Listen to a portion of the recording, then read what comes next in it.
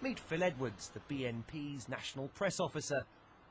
Party members call him the Doc on account of the fact he has a PhD.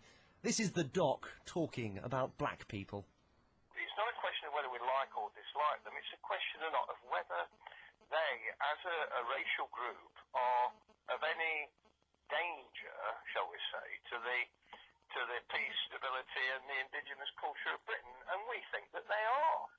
That was an extract from a recording of a private telephone conversation between Phil Edwards and a university student back in January 2005.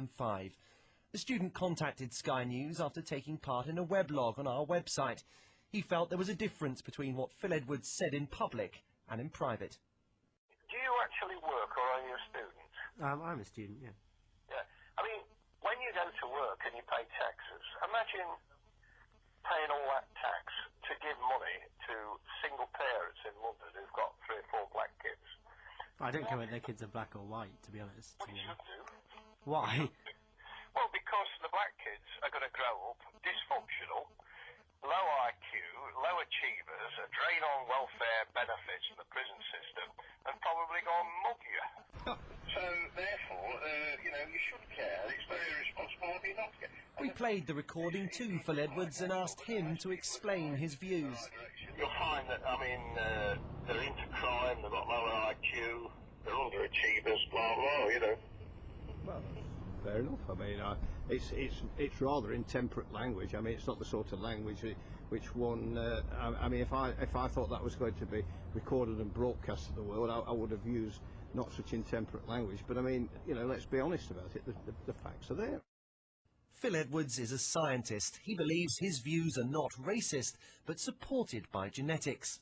The point of the matter is that people in black or sub-Saharan Africa have been not under the same, shall we say, pressures of selection that we have in this part of the world, and that has made, on average, our people slightly more intelligent. Now that can be seen quite clearly if you look at, say, the history of black Africa. I mean, there have been certainly no great civilizations that have ever formed in sub-Saharan Africa, no great science, no great... I mean, for instance, to put it crudely, there's no black Mozart, is there? There's no black Dickens. I mean, I don't want to knock the black people, but you've asked me these questions, and I'm being quite honest with you. You don't think this is racist, and you're happy that if you put someone in the room and explain this to them and give them long enough, that they would come round and see it your way? I think that they would take off they would not be frightened to accept the fact that there is... Excuse me, ladies and gentlemen, can I just... Sorry to interrupt, Phil, because I think we should try and test this. Can I just ask you very quickly, I'm going to read something to you, and I'd like you to tell me whether you think this is racist or not. Okay? Because black kids are going to grow up dysfunctional, low IQ, low achievers that drain our welfare benefits and the prison system, and are probably going to mug you. That's a verbatim quote. Do you think that view is racist? Definitely. Yes. Yeah. Yes. I mean, a white child is just as likely to do that as a black child. Well, I'm afraid I just can't agree with that. That is incorrect, and you're entitled to your view, but it's just not true. This is Phil Edwards, who's head of communications for the British National Party. Yes, well. Yeah, of course, we're terrible people, yeah. Is the new BNP really very different from the old one? And I'm here to meet Mark Collette, the leader of the Youth BNP, or British National Party. Your belief system permeates every aspect of your life, innit? You wouldn't sleep with black women, you don't like listening to black music. No, I didn't say, basically, I wouldn't sleep with black women because I don't find them physically attractive. I've never really seen, like, an actual Afro-Caribbean woman. I've never seen a physically attractive Afro-Caribbean woman. There's millions of Halle Berry. They've got bubble lips, big noses. Beautiful lips, beautiful noses. Halle Berry, she's gorgeous, man. I don't think Halle Berry is beautiful, you know what I mean? I just don't find blacks attractive. I don't think a lot of lads do. I like black women in general. Nice arses. Well, I disagree. Good energy. I have seen Ricky Lake and I know what it's all about. Yeah. Ricky Lake. Grossly obese black women in bikinis thinking they look good. It's not. It's like what I said in The Guardian. He said, what about Lenny Henry? He's got a white wife. And I said, look, it's not ideal, but I wouldn't have sex with Dawn French. Would you? Yeah, she's got huge tits. Yeah, and she should also have to fart regularly for you to find her funny. Oh, mate. What do you do at Camp Excalibur then? What's all that about? Excalibur. Well, basically, Camp Excalibur is basically a weekend where young people get together, shoot each other with paintball guns, go canoeing, get a little bit beard up, and have a good laugh. And it's affordable for any kids, it's only 10 quid. So where else can like working class kids come and do paintballing, canoeing, abseiling, climbing, all that stuff?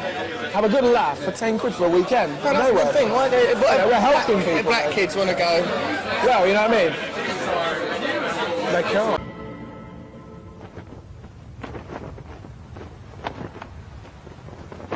Here in West Yorkshire live the BNP poster family, the Casses. Nick Cass is the BNP's party manager. He's a fully paid employee and a close political ally of the controversial leader Nick Griffin.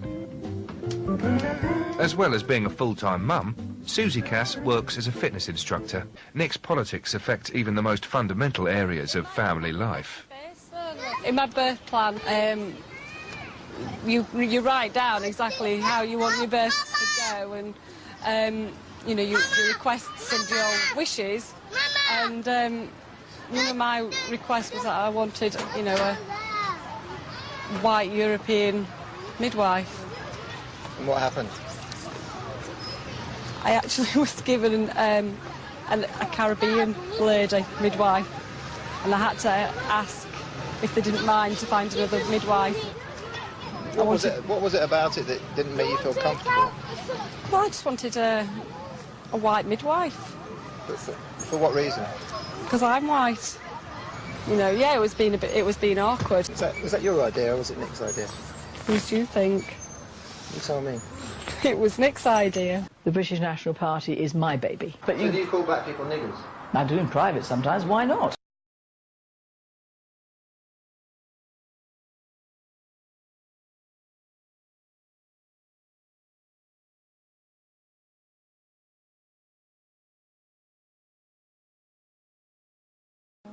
To come this far, I've had to get close to two key neo-Nazis. Anyone from any group can join, as long as we agree that we can join.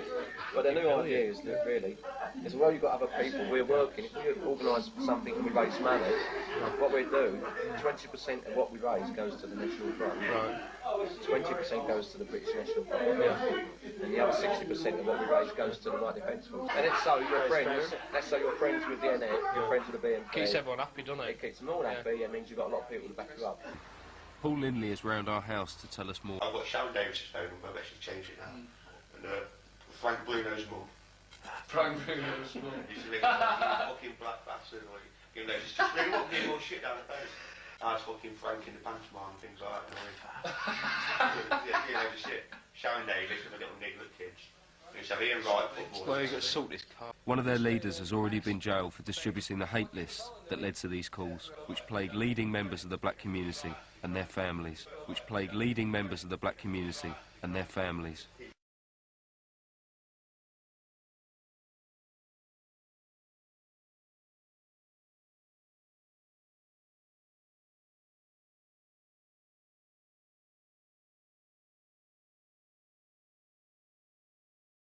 There's no need to try you. Get straight on the burn. You have a ceremonial robe. Yeah. What? Any last words? He says he isn't a drug dealer. Just burn him. He thinks he's not black. He's said enough. He's charged with being black. Yeah, get on there. You're really clever.